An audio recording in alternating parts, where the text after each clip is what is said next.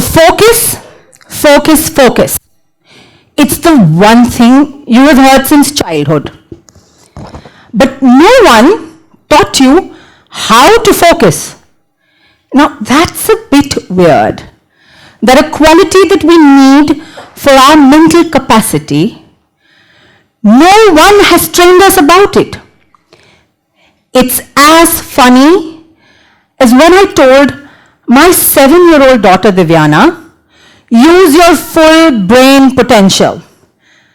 And she looked at me with her innocent eyes and said, Mom, how? It's as funny. Now, I decided to research this.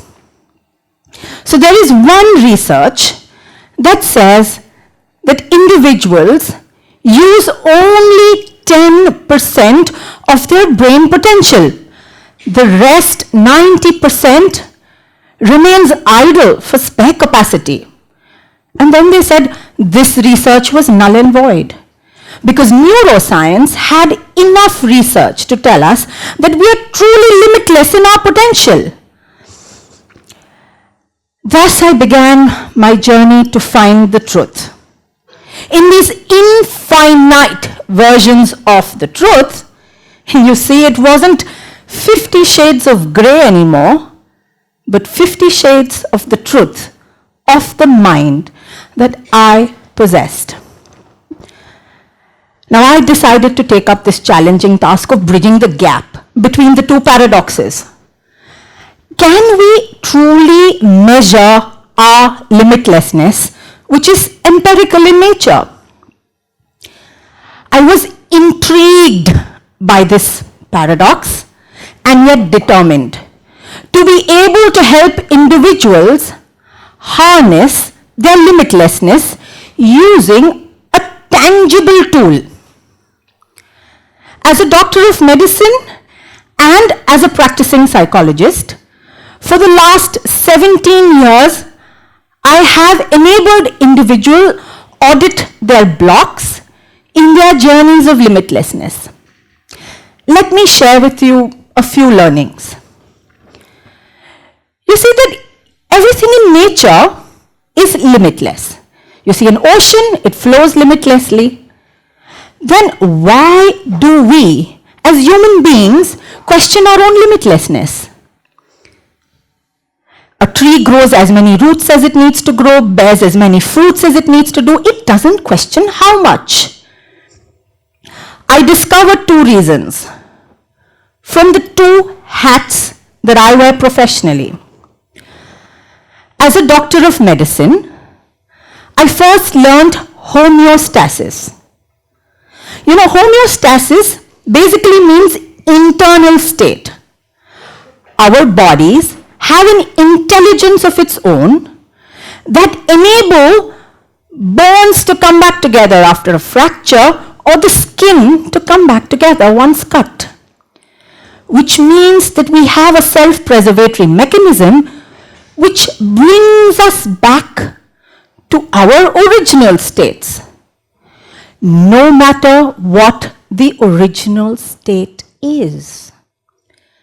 Which then means that when we pursue our journey of being limitless, it is precisely this tendency which brings us back to our original state. Then, to break away from this internal tendency, much effort is needed. And the second reason I understood is that of a psychologist. Human beings limit themselves because they have the dignity of choices. Now, where do these choices come from? From our beliefs.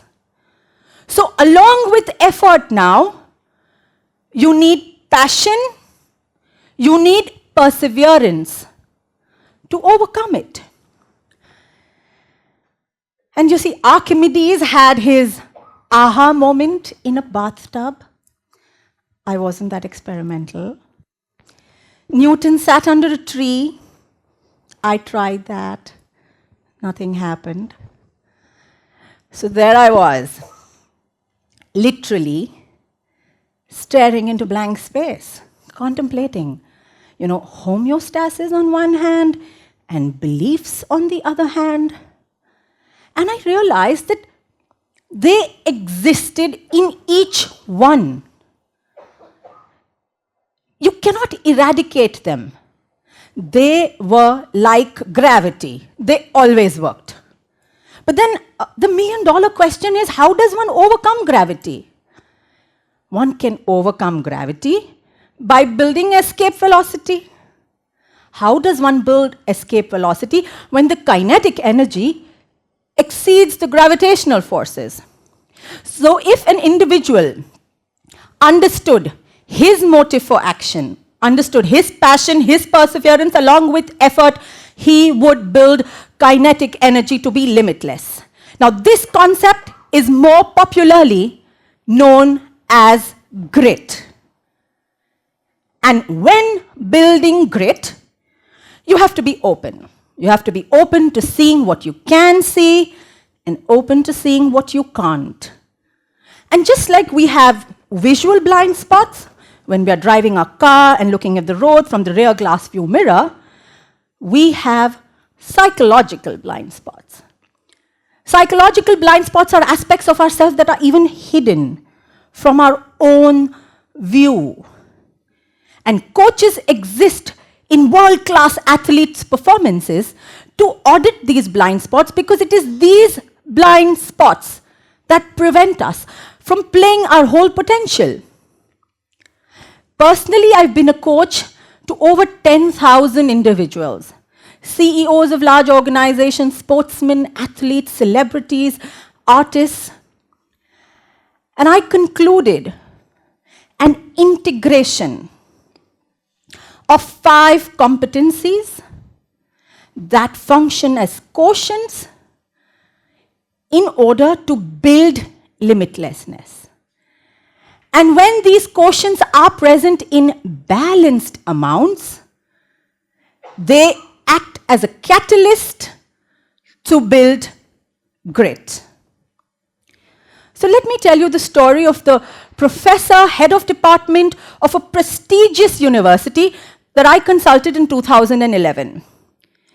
He had a sharp eye for observation, a keen eye for detail.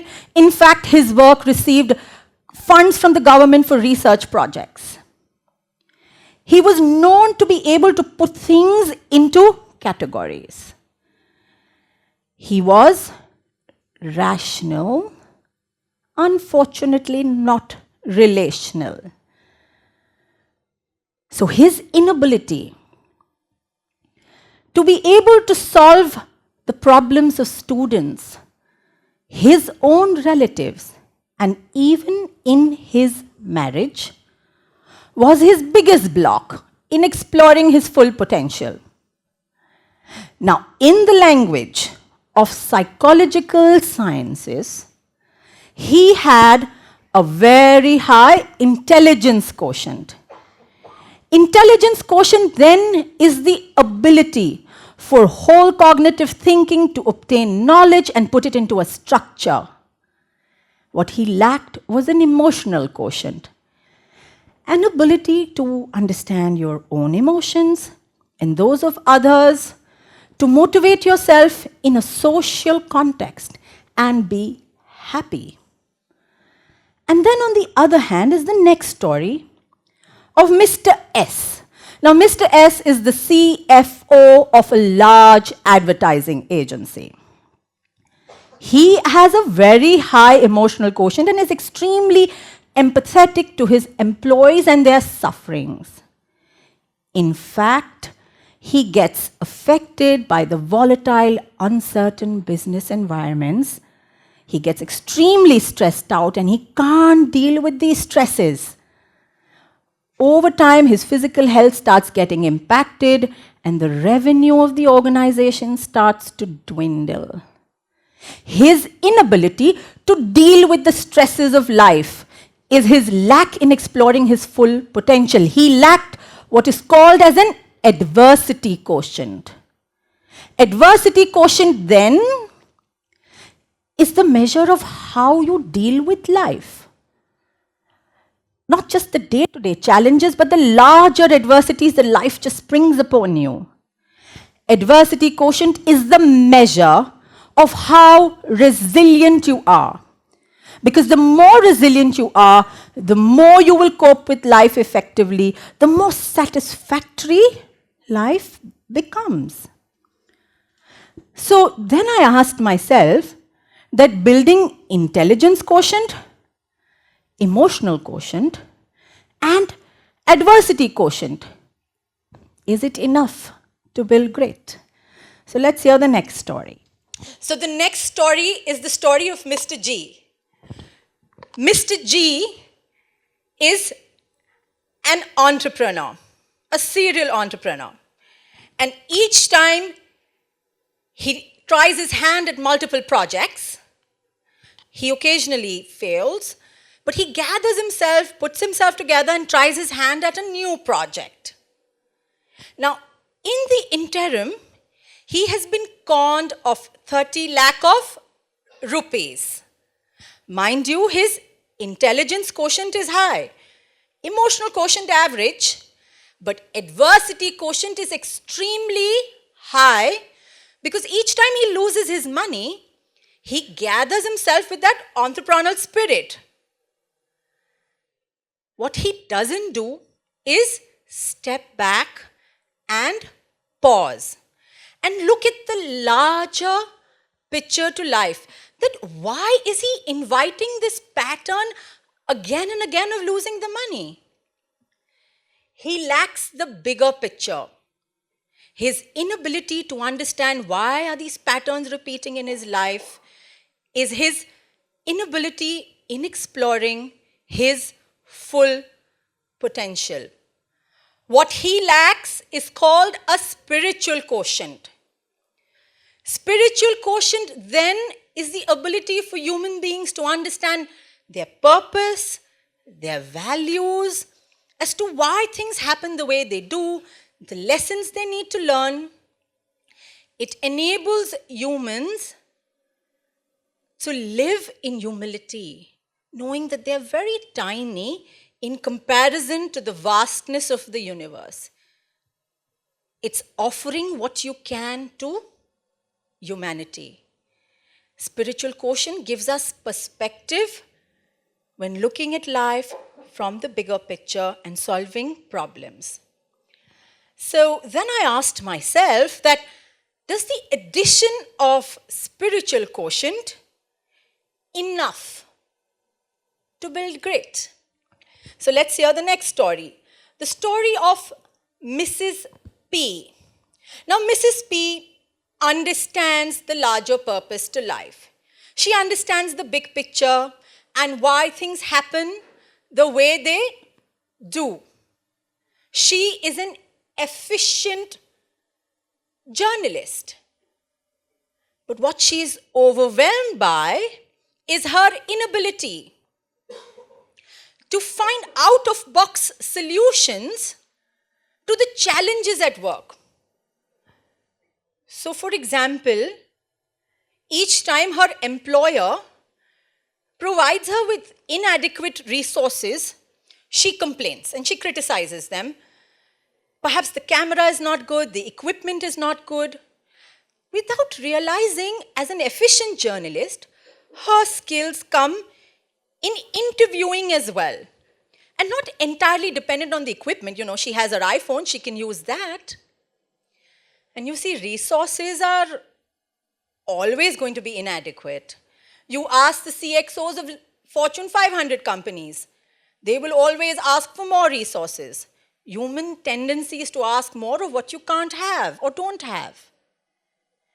Her inability to be flexible to plan B and plan C was her inhibition in exploring her full potential. What she lacked is a creative quotient. So creative quotient then is the ability for creative solutions, for fluent thinkers to provide solutions and possibilities to day-to-day challenges of life. And then to audit the last blind spot is the story of Mr. V. Now, Mr. V is a fluent thinker. He has creative ideas. He can fantasize. He is the business development and the client servicing head of a large event management company.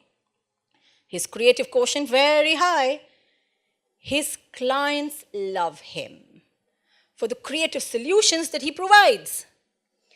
But his agency has a problem because sometimes his creative solutions are not feasible within their budgets. Eventually leads to revenue losses to the organization. Over time, Mr. V can't fit into the structure of organizational functioning and the analysis needed for business development. Mr. V then needs to develop his intelligence quotient. So when I get approached by business leaders and by corporates in order to build teams that are truly limitless in their potential, I will enable them to measure their 5 quotients. Intelligence quotient, emotional quotient, adversity quotient, spiritual quotient, and their creative quotients. And then I would coach them to improve their blind spots. Here I am, asking each one of you, are you ready to go limitless? Say yes. Okay. Do you have what it takes to step outside your comfort zone to go limitless? Yes. Okay. Then it's time you take a few notes because the good thing is that these are trainable. The attributes are trainable. So for those of you that want to improve your intelligence quotient, can I have a show of hands? Fantastic. So for intelligence quotient, learn a new skill. Learn a language, solve a few puzzles, eat healthy brain food, sleep well. And for those that want to improve their emotional quotient, can I have a show of hands? Okay. First, accept and acknowledge your emotions. You practice physical hygiene by washing your hands before you eat and washing yourself before you sleep at night. Practice emotional hygiene as well. When your hand gets cut, you put a band-aid. When you're emotionally hurt, put an emotional first aid as well. Practice emotional freedom techniques because when you love yourself and you accept yourself for whatever you are, only then can you build empathy to accept another. And for those that want to build an adversity quotient, adversities come in life to teach you a lesson so that you can grow and learn. I know it makes you feel uncomfortable within. So practice doing the same routine activity in different ways. For example, if you wear your shirt first and your trousers second, wear your trousers first and your shirt second. And then meditate, if you must, on the discomfort it gives you. And most importantly, it is okay to stand up and say, I need to be coached. I need help. And for those that want to build their spiritual quotients, show of hands. Great. Step out of your own shoes and look at life from a larger perspective. Ask yourself, what in the karmic wavelength of life are the lessons you need to learn? What is the big picture? Ask yourself, why do you wake up every morning? And why should anyone care about it? Find your passion. And for those that want to build creative quotient, allow your creative juices to flow. Paint, sing. Creativity is of different kinds. Your ability to look at the same situation with new eyes paves way to innovation. And I believe that innovation is the future. Allow your creativity to unfold one step at a time. But the most important thing in building grit and going limitless is that you must want to be complete. You must want it within you to explore your full potential, to reach your zenith, both personally and professionally. And as you traverse this journey of exploring your limitlessness, audit yourself periodically. You send your cars for periodic maintenance checks and you go for dental maintenance checks. Why not your own self? So this 2018, I am sure each of you at the beginning of the year have made resolutions. This year, make resolutions that work. Allow yourself to explore your own exponential zenith and build your grit. Get ready. Recognize to audit, improvise and improve, and train yourself to be the most gritty version of yourself this 2018. Thank you very much. I'm Dr. Kanan.